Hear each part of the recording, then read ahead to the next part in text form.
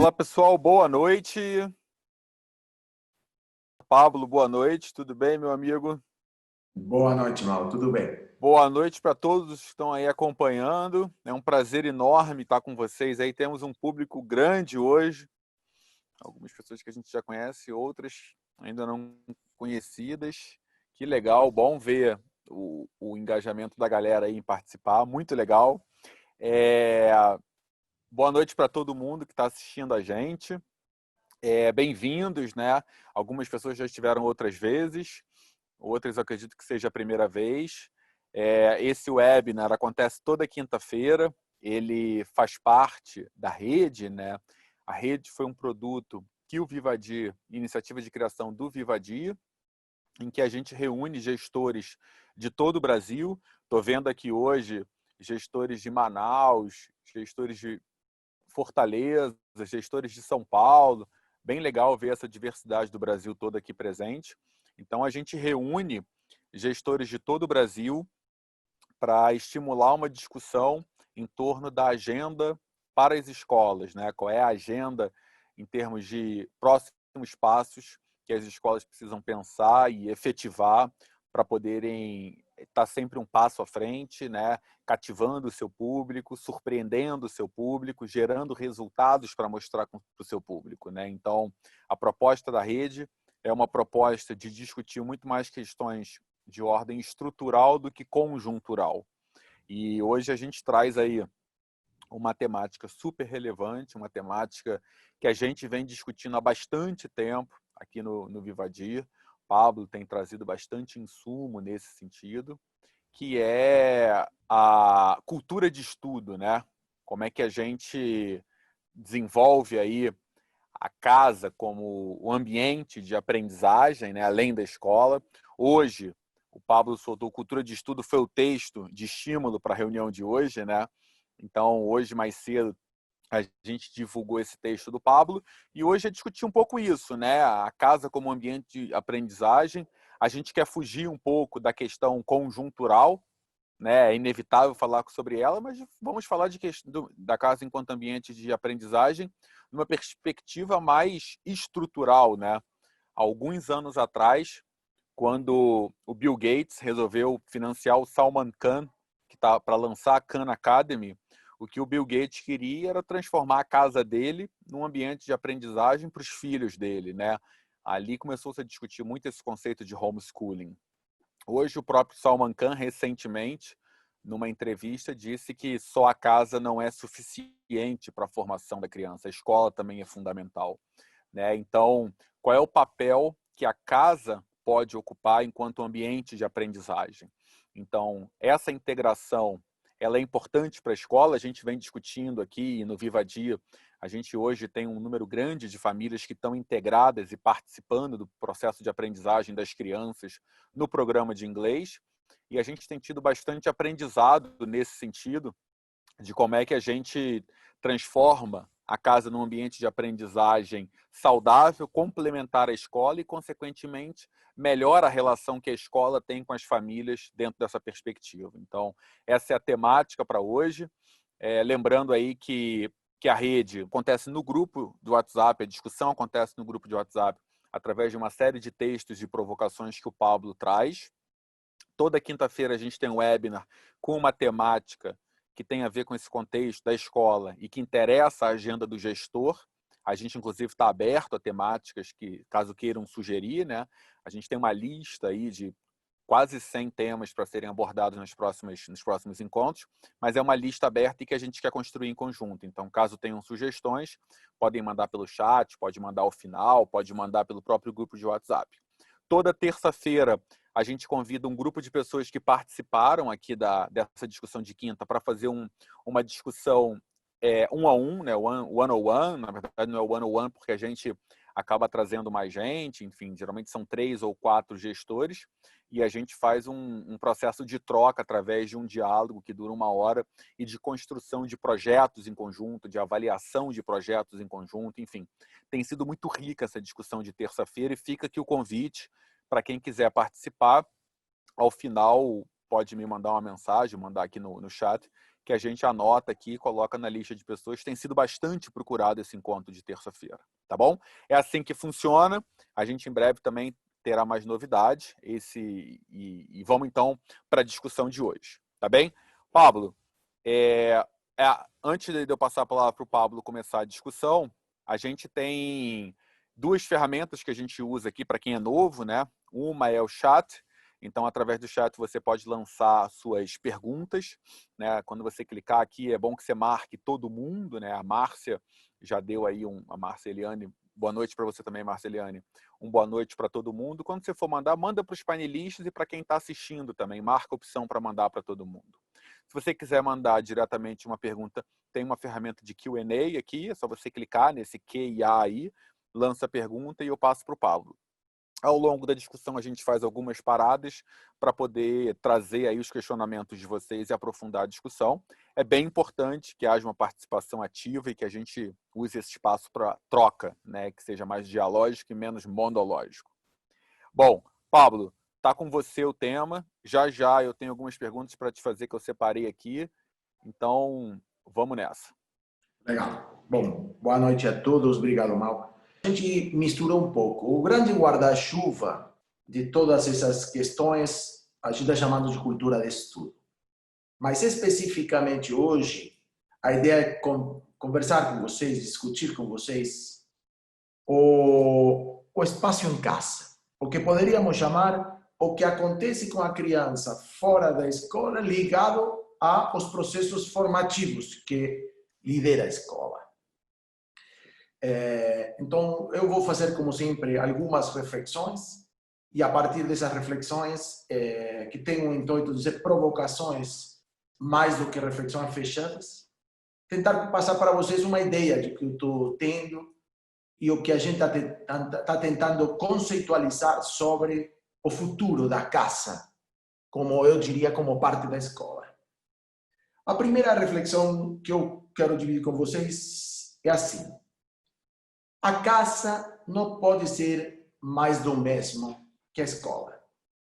Eu sinto, e não só sinto, sino que eu vi muitas vezes, que as tarefas, os exercícios, as atividades que vêm da escola para casa têm a mesma morfologia, a mesma estrutura e pretendem coisas muito parecidas às que se pretendem na escola.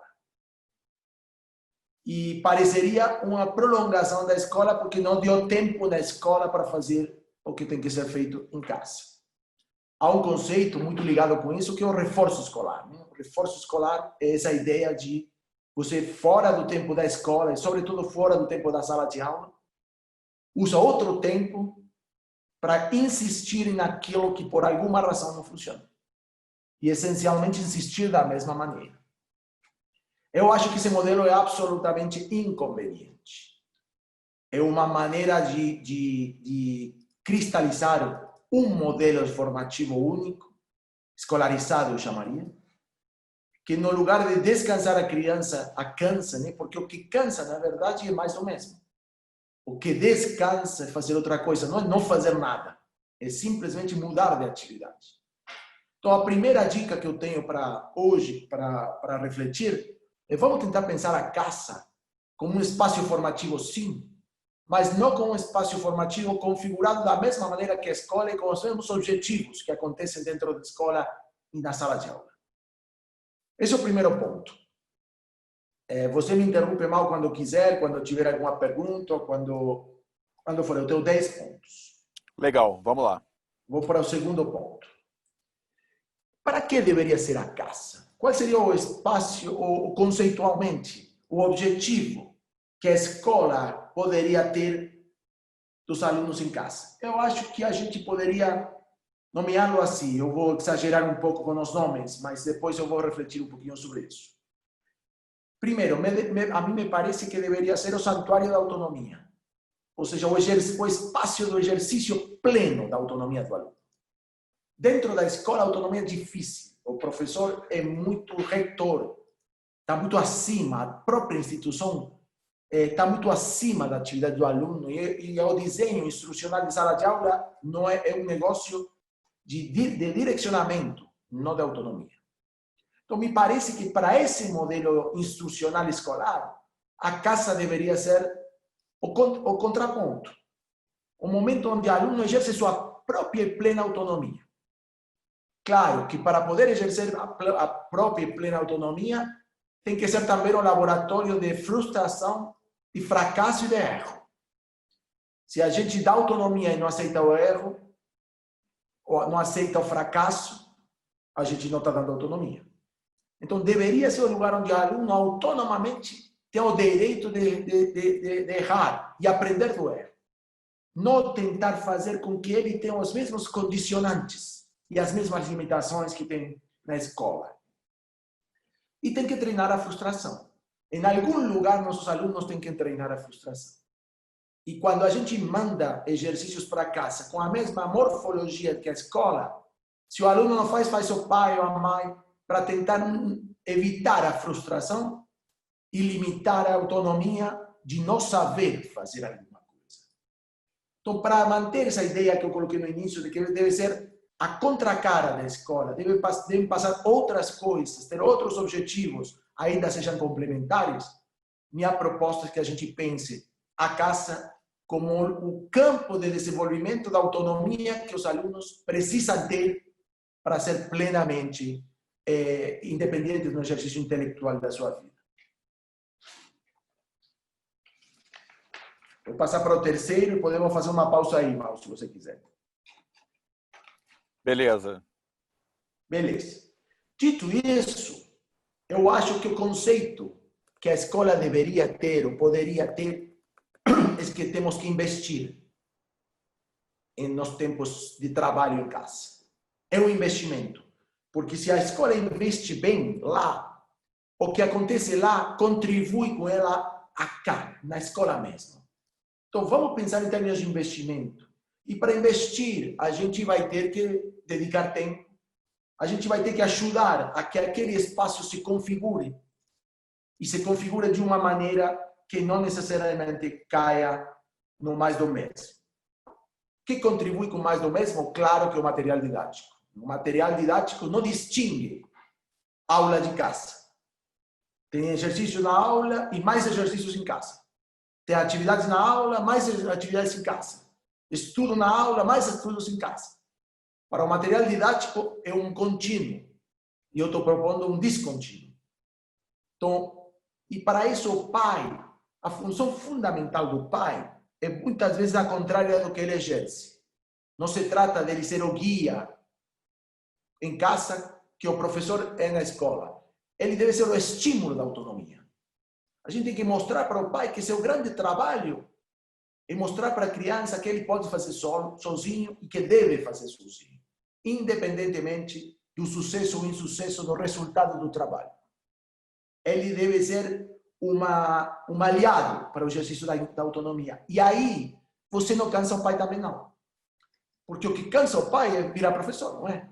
E Covid nos ensinou muito isso. Então, para mim, o bom da casa é que desescolariza o trabalho da escola. E esse desescolarizar descansa todo mundo e suma objetivos. E completa um panorama mais amplo de formação de um aluno.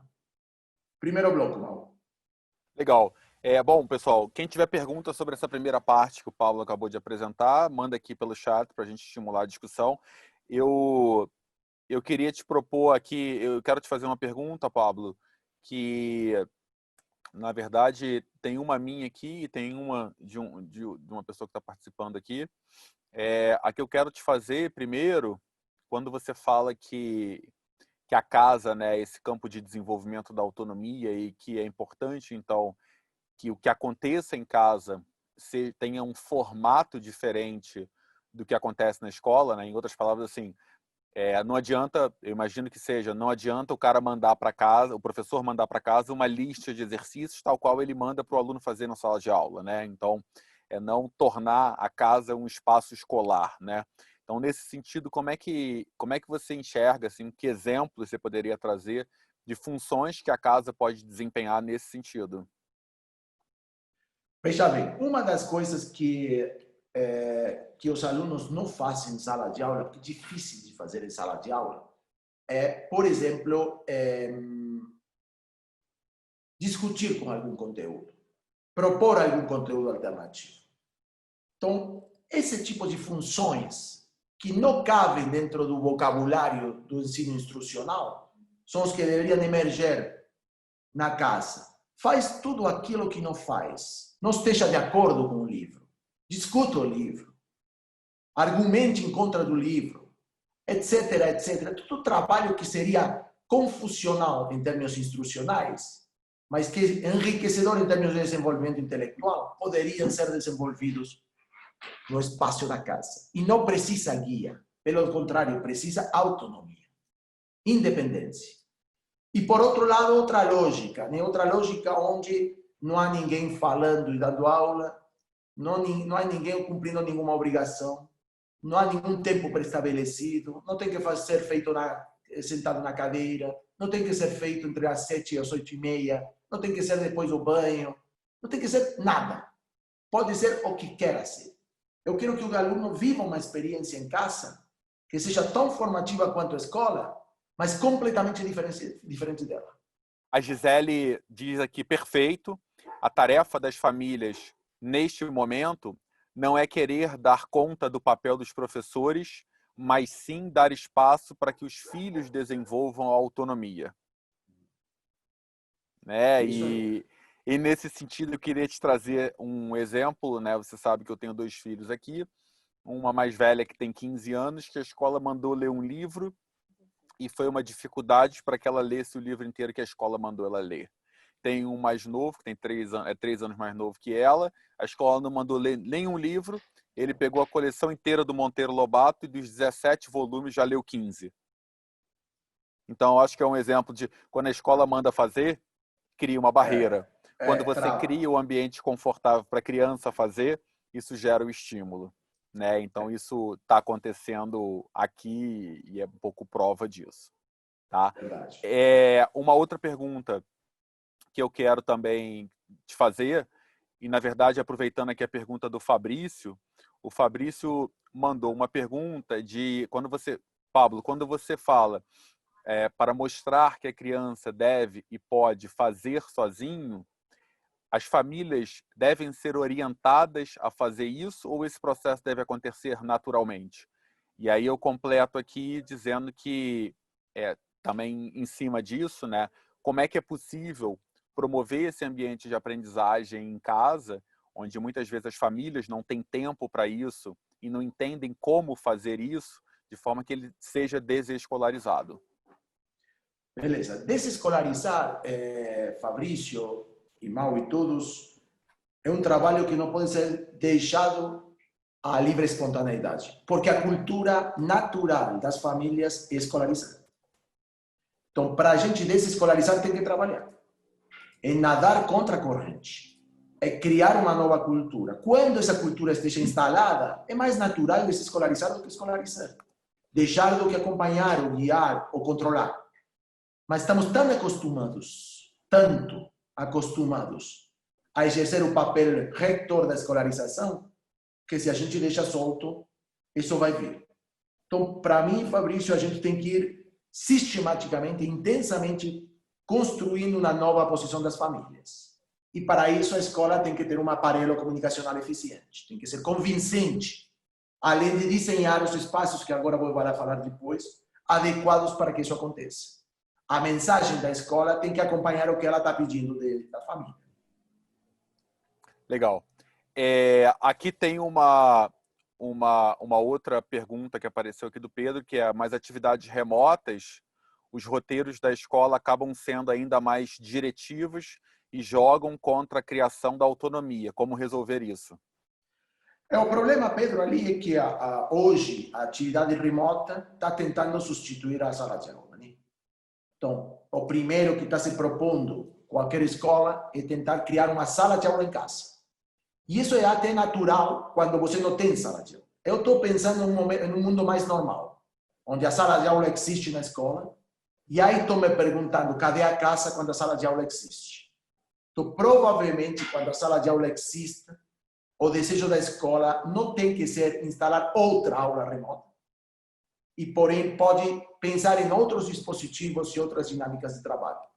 Hoje, no Covid, o que hoje a gente chama de casa não é exatamente o que eu estou tentando conceitualizar como casa, que é um complemento da vida institucional em pleno funcionamento.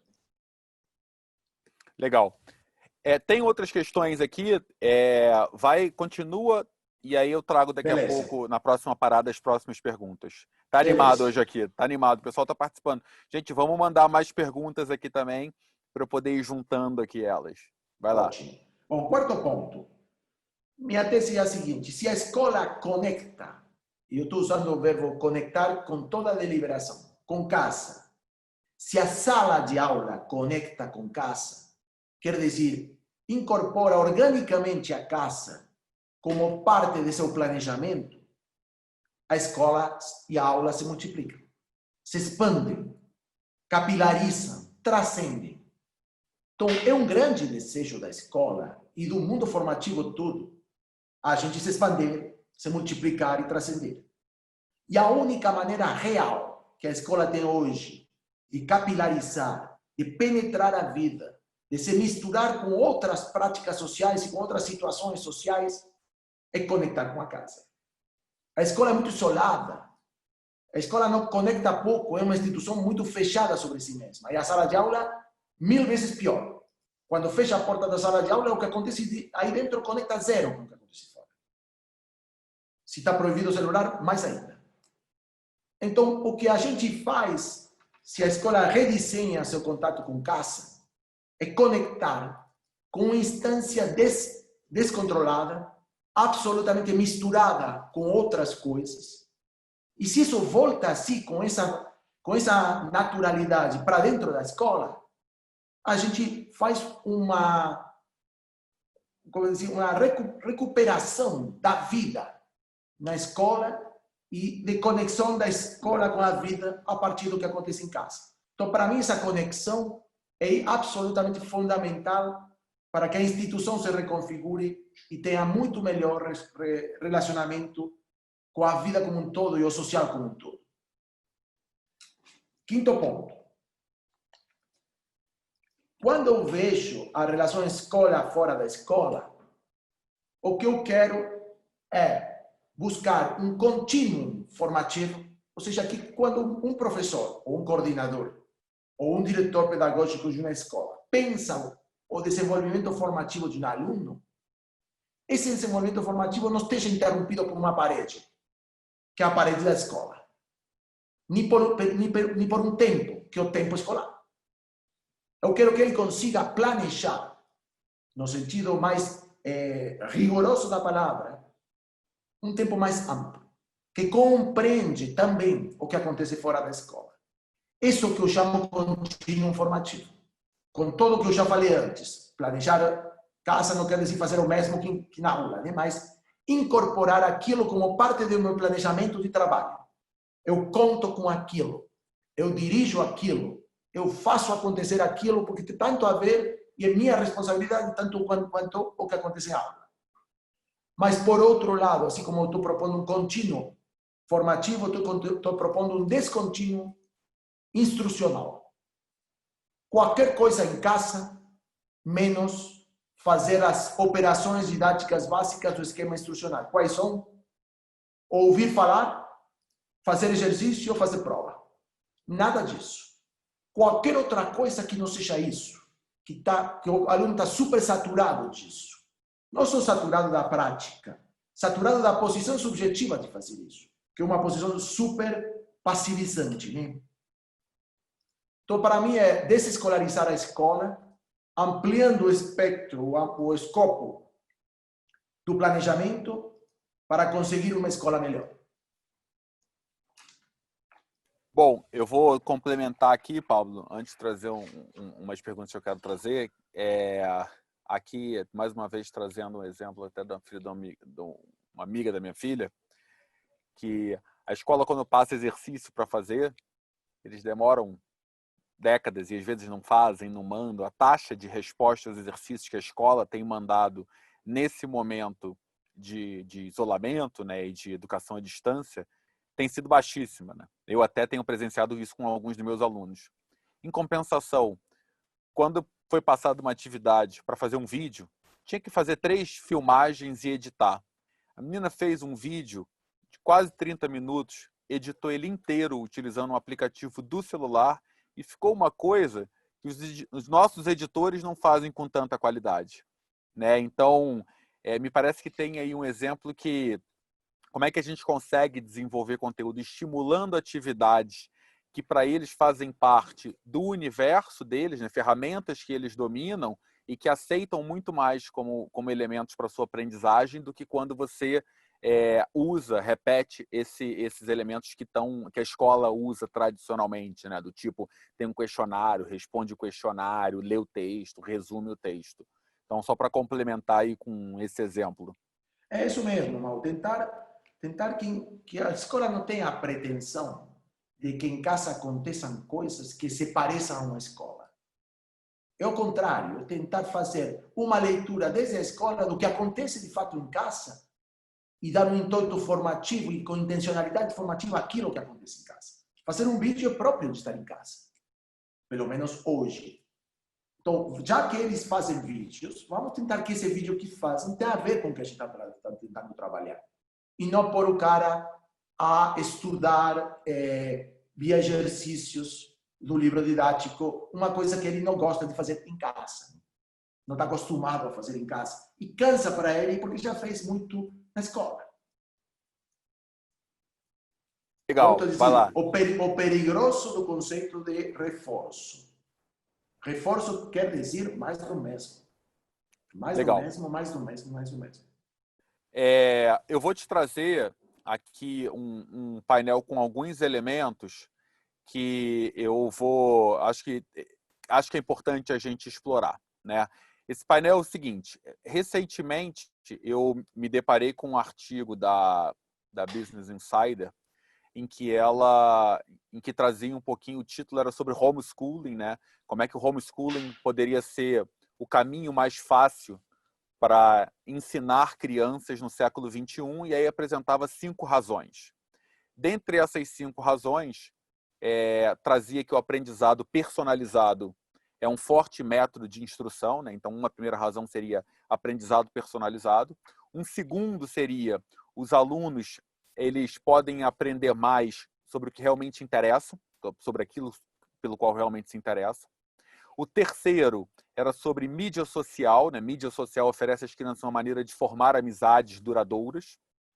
E mídia social, acho que é um tema polêmico também, que a gente pode explorar dentro dessa ideia da casa enquanto ambiente formativo, né? Dado que na escola pouco se utiliza, né, desse tipo de ferramenta. O quarto, os alunos não lidam com bullying, né, que era uma outra razão.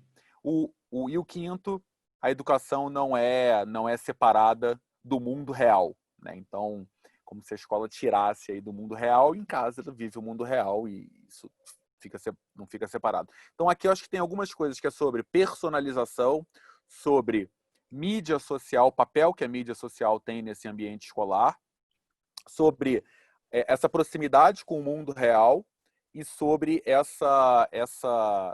aprender mais sobre o que realmente se interessam, né? Então, são pontos interessantes da gente explorar aqui na discussão e que acontecem em casa e que na escola pouco acontece.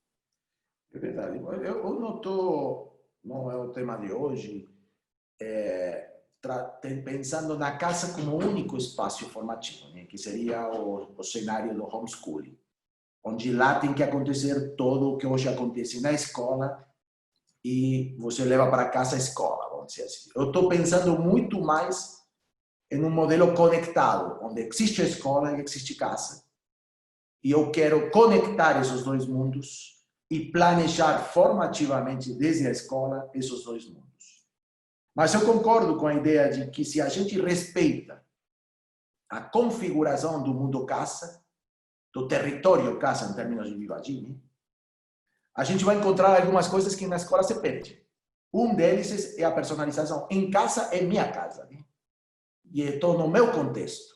E meu contexto é diferente do outro, claramente. Na escola, quando eu entro na escola, eu tendo a sentir uma padronização. Quando eu volto para casa, eu sinto minha individualização. Se a escola é respeituosa desse momento de casa como um momento pessoal, e não estandarizado, e não padronizado, o que eu faço em casa vai ter que ver com o que eu faço na minha casa, que não é o mesmo que meu colega faz na sua casa.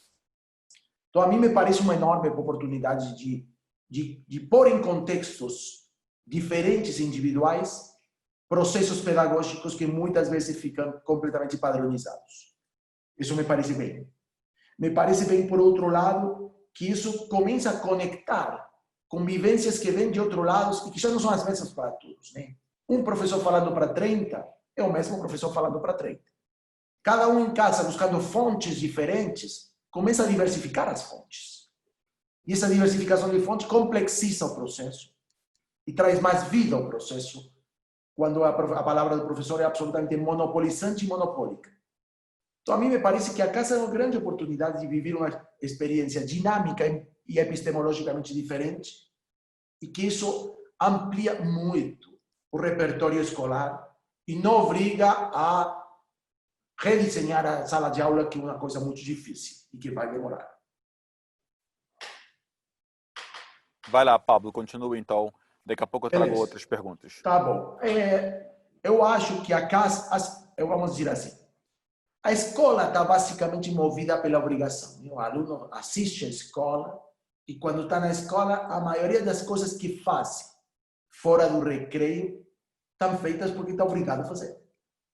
E a escola assume esse papel de obrigar. Ela não é persuasiva, ela é indicativa. E assim funciona. Então, quando você está lá, se move pelas obrigações que essa situação e esses dispositivos geram para você. Me parece que, se a gente quer levar em casa a razão para que o menino faça também a obrigação, isso não funciona. Ou funciona muito mal. Primeiro, porque obriga alguém da família adulto a cumprir o papel de obrigador. E isso é um papel horrível. É feio para o professor, pior para o pai. Então, a gente tem que construir os movimentos que poderiam movimentar um aluno a querer fazer aquilo. Muito mais ainda que na escola. Então, o cara tem que ter desejos de fazer aquilo e tem que encontrar sentido para fazer aquilo. Eu não estou dizendo prazer, porque pode não ser a melhor atividade do mundo. Pode ser que fazer outra coisa seja mais prazeroso.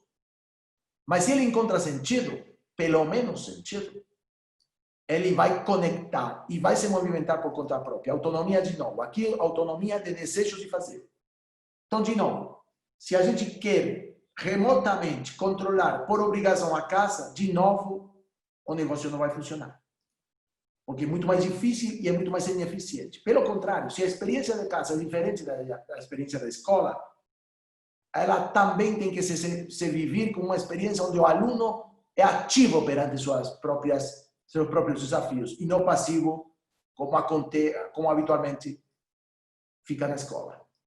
Então, o tempo todo eu estou tentando espelhar diferente, né? Fazer com que não aconteça na escola pela dinâmica escolar, consigamos fazer na casa, porque isso alimenta muito a experiência escolar. Outro ponto, Mal, que eu queria trazer nesse contínuo que eu chamava de formativo entre escola e casa, claramente eu reservo, mantenho o papel de cérebro do processo à escola. Eu não estou dizendo que a gente perca o controle inteligente do processo formativo. É desde a escola que se desenha a casa como dispositivo formativo. A escola continua sendo o cérebro que controla todo o corpo. Mas uma coisa é ser o cérebro e outra coisa é ser o corpo inteiro. Eu quero que a casa seja as pernas que o cérebro e a escola controla. Os braços que o cérebro e a escola controla. Ou seja, que a casa amplie nossa capacidade de ação, de atuação, sem perder o controle do desenho pedagógico daquilo. O desenho pedagógico, a intencionalidade formativa continua sendo 100% da escola. A atuação não precisa ser 100% na escola. Eu vou fazer aqui uma provocação, Pablo, em cima de duas palavras que eu acho que entram bem aí nesse contexto da casa como ambiente de aprendizagem.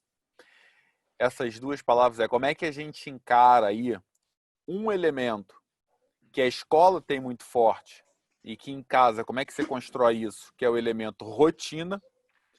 E um outro elemento que a escola explora pouco, estimula pouco e que em casa eu acho que ele acaba acontecendo com maior intensidade e que é fundamental na formação da criança, que é lazer.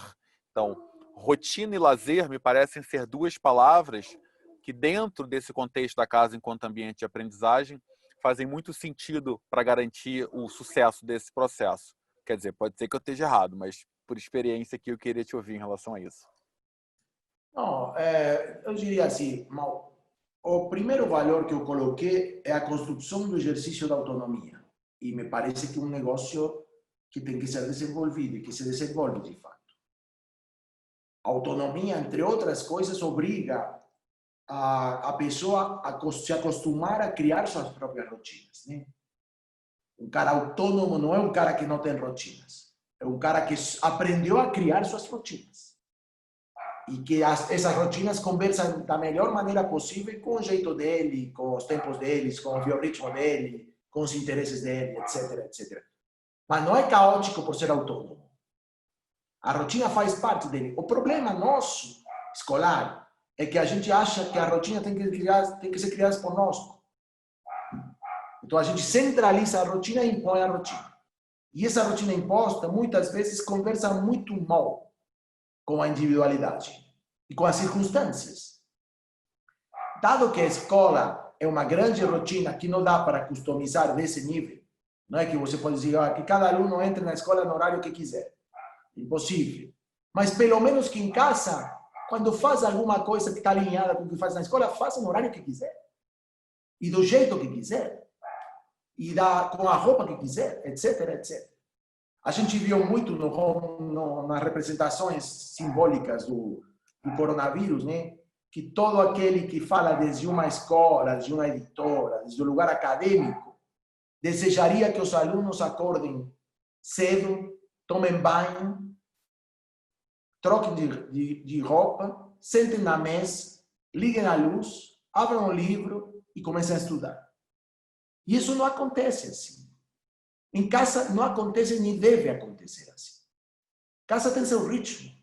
E cada família tem seu ritmo e suas maneiras. E não precisa ser padronizado. Então, para mim, irmão, é autonomia, confiando que a autonomia saberá, e senão a gente tem que ensinar a autonomia. E a autonomia não se ensina instrucionalmente, a gente já falou muito disso. E a autonomia mesma vai criar suas próprias rotinas. E depois o contato ou a integração com o lazer é uma interação complexa, né? A gente já sabe, a gente trabalha quando se diverte quando trabalha, se funciona bem. Então, às vezes, a coisa pode ter híbridos, e esses híbridos são ricos, e tem que ser. A casa está menos compartimentada, em casa não há tempo de recreio e tempo de trabalho. Pode ter tempos mistos, e esses tempos mistos alimentam a experiência. Eu quero alimentar a experiência formativa do aluno. Deixa eu te contar um pouquinho aí, nesse sentido, uma ideia a mais que me parece que completa o negócio. Pode ser? Vai nessa. Bom, quando eu digo trabalhar a casa, concretamente, do ponto de vista pedagógico, eu acho que a gente tem que desenhar aquele ambiente como um ambiente formativo. A gente tem que planejar, como pedagogos, que o que a gente quer que aconteça em termos de ambiente, para que esse ambiente crie uma experiência nos alunos que deixe como saldo algum tipo de formação. Então, não é um negócio livre, não é faça o que quiser. A gente tem que estabelecer dispositivos, tem que estabelecer rotinas também, se for necessário, desenhar experiências. Esse é um ambiente de aprendizagem. E uma vez que a gente faz isso, o que a gente procura é que a criança atravesse certas experiências. Vou dar um exemplo bem limite, mas que a gente está usando para desenhar um programa, né? vamos pedir para as crianças que consigam roubar um livro de casa e ler. Não o livro que a mãe dá para ele, muito menos o livro que a escola recomenda para ler, senão o livro que ele deseja ler sem pedir permissão para ninguém. Esse é um dispositivo. Essa é uma experiência. E essa experiência tem um saldo. Tem um saldo para todos. Um saldo para ele de poder escolher, um saldo para ele de poder roubar, trabalhar nas costas da institucionalidade, e um saldo para nós, que é que o cara vai ler o que ele quer ler. E vai ter a adrenalina da clandestinidade da leitura. Esse é um desenho de experiência absolutamente controlada pela escola, que acontece em casa de uma maneira não prevista, que não é nada instrucional, que não tem nem tempo nem cerimonial, mas que para nós pode ser uma cena fundacional da relação do menino com a leitura. Então, esse é um exemplo para mim de que quer dizer desenhar um dispositivo. Legal. Você quer traga mais pergunta agora ou você quer continuar com a tua fala? Não, posso já sobram dois. O primeiro que sobra, a gente usa o verbo ativar, né? E vou trazer aí o paralelo com o yoga, o pilates, esse tipo de experiências corporais, né? Vocês, cada um que passou por aí, sabe que se fala muito de ativação muscular. A ativação muscular quer dizer que há alguns músculos em um movimento X que não são os protagonistas principais do movimento, mas que precisam estar em tensão positiva para contribuir ao movimento completo do corpo. A gente já deu alguns exemplos disso, posso dar um. Quando uma pessoa vai pular, o músculo principal para pular são as pernas. É óbvio e necessário, ninguém pula sem as pernas. Mas não necessariamente só com as pernas você pula. E vai pular melhor se o abdominal está ativo no momento de você pular. Ativo quer dizer ele é solidário com o movimento das pernas e contribui com a força que ele pode trazer para as pernas te levar mais. E muitas vezes a boa performance depende mais da ativação dos músculos secundários que do controle do músculo primário. Para mim, o músculo primário do processo formativo é a escola.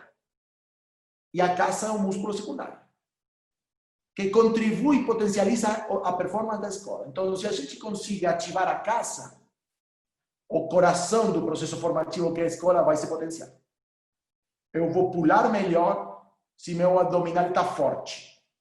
Eu vou formar melhor se meus dispositivos e ambientes pedagógicos em casa estão sistematizados. Então, esse é o conceito para mim, ativar. E para ativar, a gente tem que redesenhar. Né?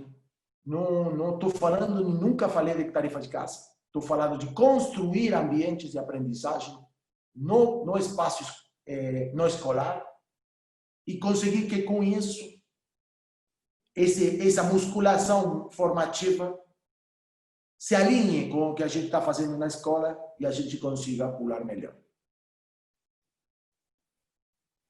Posso lançar uma pergunta aqui antes de você partir para a próxima provocação? Vai lá.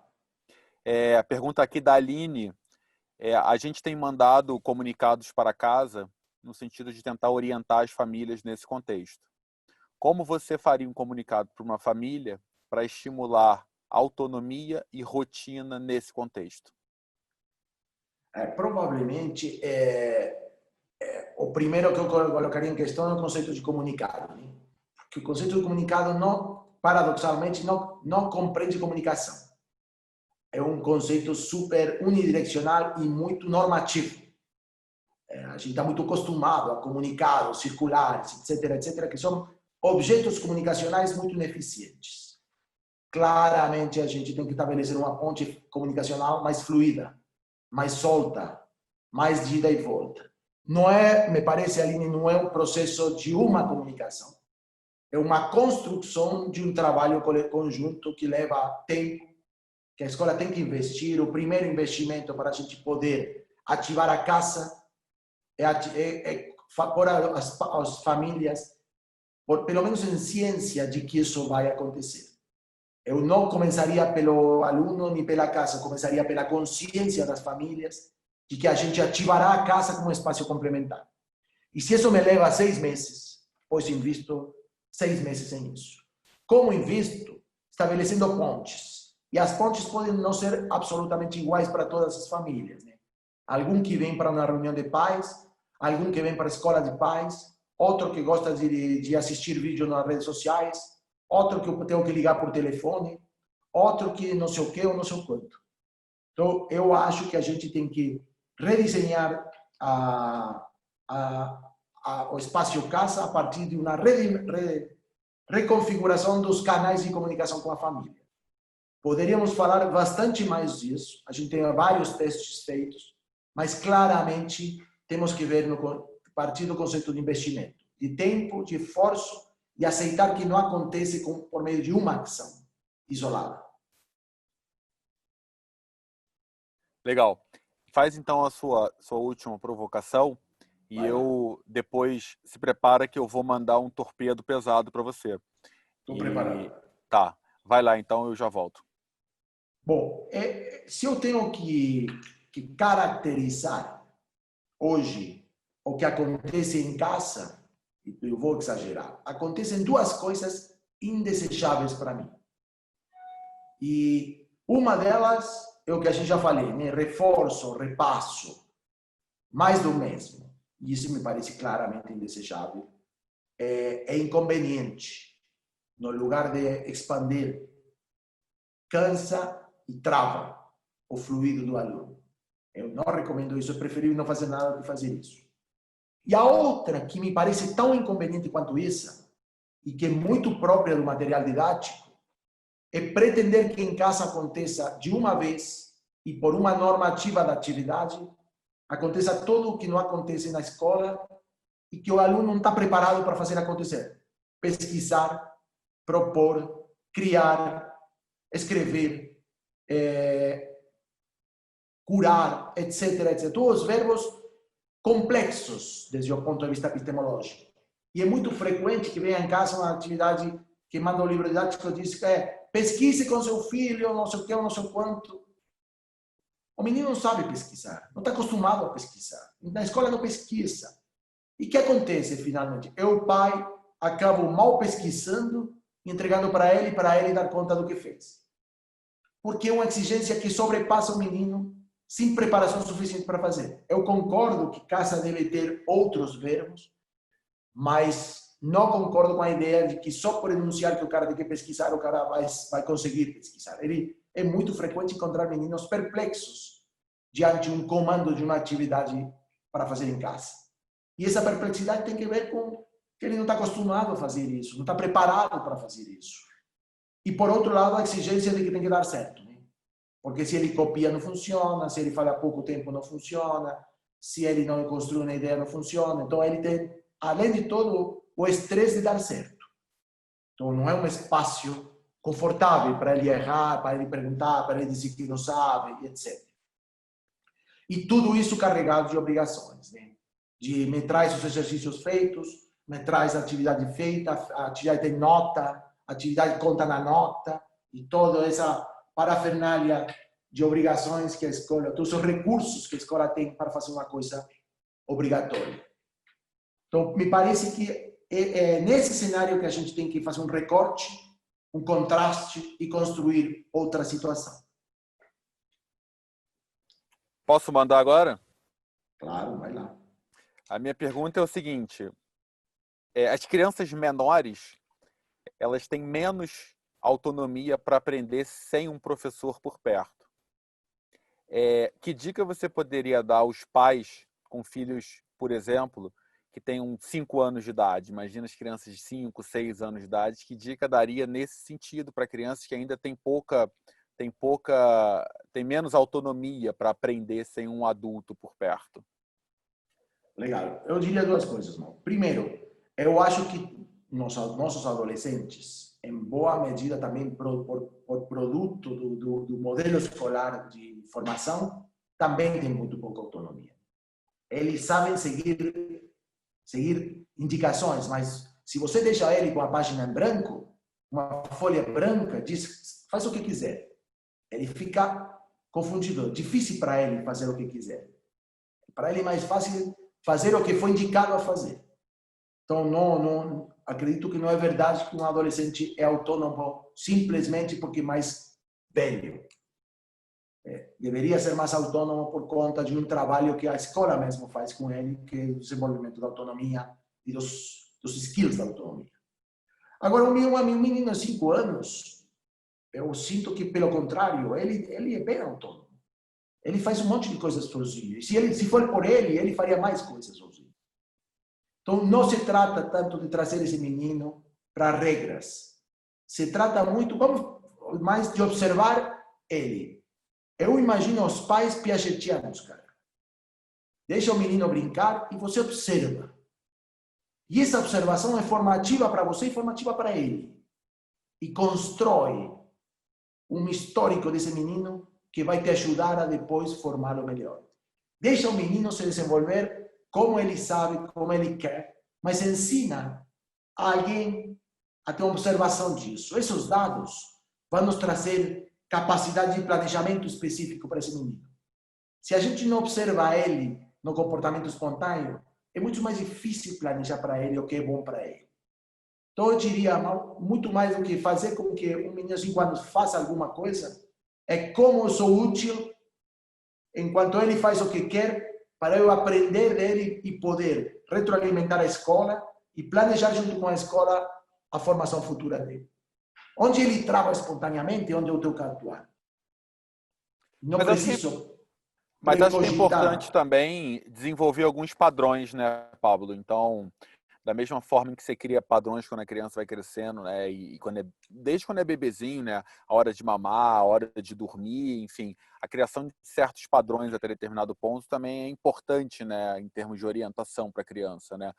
Mesmo que não seja uma regra, mas que seja em cima do padrão em que acontecem as coisas dentro da casa, né? E cada casa tem um padrão em que as coisas acontecem próprio, né?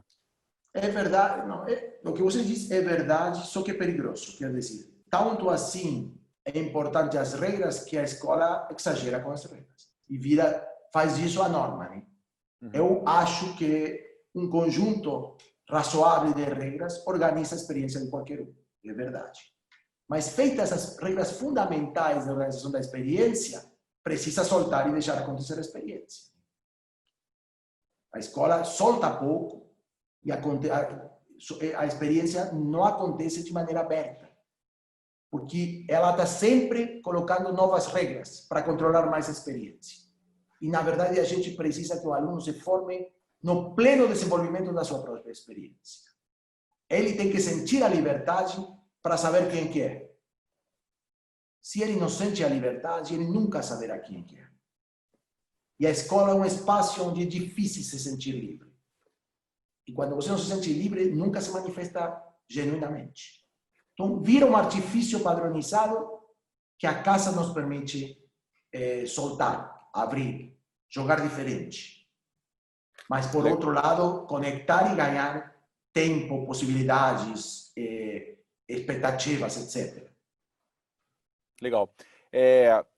Quando a gente lançou o programa Vivadi em inglês, né, que é um dos programas da plataforma do Vivadi, uma das coisas que desde o início a gente discutiu era a importância de ativar as famílias, né, o espaço da casa, o espaço das famílias, para que o programa pudesse rodar na sua plenitude, né? Assim, independente do que acontecia na escola, acontecer alguma coisa em casa era importante para garantir o processo de aquisição do inglês. O que você pode compartilhar aí com a gente em termos de aprendizado que a gente teve, né, dentro do que a gente desenhou para ativar esse território família como um espaço de aprendizagem complementar à escola, no caso do inglês, né, do que a gente desenhou, do que a gente aprendeu e de que conclusões a gente pode chegar hoje?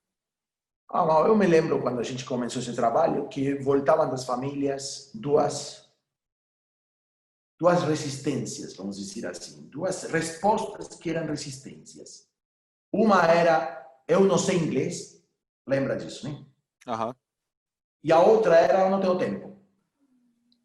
E para mim isso ficou muito claro que essa resposta vem a partir do que sempre ele recebeu como convocatória. Você, pai, entra no jogo a partir de teu saber.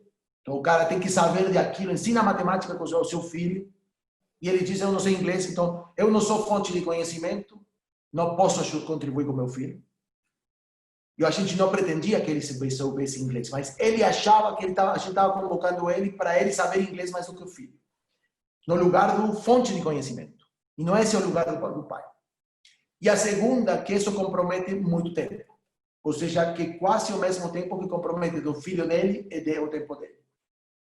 Porque a tarefa é acompanhamento permanente, estar junto, sentar junto, estudar junto, pesquisar junto.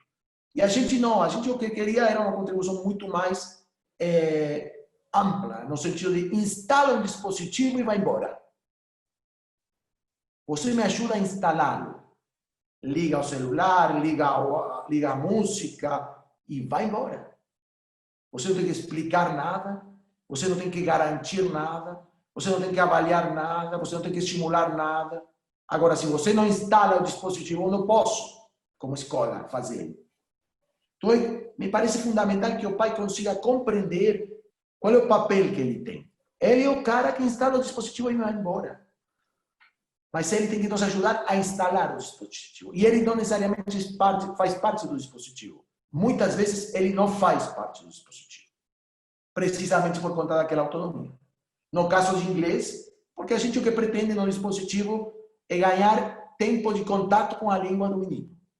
Então ele coloca a música, coloca o filme, coloca a história, o que for, vai embora e a gente está cumprindo com o objetivo. O menino se relacionando com a língua. Entendeu? Então me parece que a gente tem que derrubar algumas expectativas dos pais de que eles serão convocados a tarefas que eles não podem fazer, seja por conta do tempo ou do conhecimento. Legal. E a prova disso é que no início as escolas pouco acreditavam e hoje a gente tem 83% das famílias das escolas parceiras cadastradas e usando a plataforma, né? Quer dizer, é um índice de engajamento super alto. Legal. Mas Pablo, demorou, né? Demorou, óbvio. Faz parte do tempo de comunicação. Legal. A gente vai encerrar aqui e para encerrar eu vou te propor aqui uma reflexão final. Se você já tiver uma pronta, você pode fazer a sua, mas eu vou te propor uma aqui. Em cima de 2 pontos. O primeiro ponto as escolas ainda veem muito as famílias como fonte muito mais de problema, como fonte de participação e de complementação do que acontece. Então, primeiro, como reverter esse quadro, né? Como a escola pode encarar a família e puxar a família para, de fato, ser uma parceira e a casa como um ambiente de aprendizagem complementar e como é que esse contexto que a gente vive agora, essa conjuntura de coronavírus e todo esse modelo de educação acontecendo à distância, pode contribuir e deixar um legado importante de transformação nesse sentido. Beleza. Eu acho que o coronavírus é muito difícil fazer um prognóstico, né? Eu não sei quanto ficará ou quanto não ficará. Sim sei que teremos uma oportunidade histórica nas escolas de os pais e os alunos terem vivido umas experiências que mostram que algumas coisas que pareciam impossíveis são possíveis. Se as escolas aceitamos o desafio de tentar fazer daquilo que foi vivido como possível uma coisa perene, a gente vai ter ganhado um espaço. Acho que uma das coisas que foi vivida como possível é que eu posso ficar em casa e posso conectar com a escola. E posso viver experiências formativas sem ter que sair de casa e sem ter que usar necessariamente todos os materiais, todos os contextos e dispositivos que a escola me oferece. Então, para mim, é uma grande oportunidade. Estamos mais predispostos a ativar a casa a partir do coronavírus e do pós-coronavírus do que estávamos antes. Porque a casa virou um ambiente de aprendizagem. Ainda muito instrucional, mas não menos ambiente de aprendizagem por isso. Agora, o movimento que me parece que vem, além de ativar a casa, é diferenciar da sala de aula. E volto a insistir com isso, eu gostaria de fechar com o mesmo que quase que abri. não é mais uma sala de aula, gente. É a construção de dispositivos e ambientes formativos diferentes. Porque educar não passa só por instruir, passa por desenvolver situações e experiências que têm saldos formativos para aqueles que são sujeitos dessas experiências. Então, se a gente conseguir fazer isso, a máquina da escola é uma máquina formativa mais ampla, mais ambiciosa, mais sofisticada, mais complexa e provavelmente muito melhor.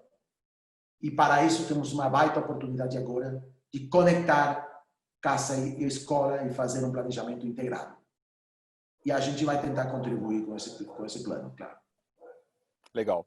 Bom, obrigado, Pablo. Obrigado aí pelas provocações e reflexões. Foi uma conversa super rica.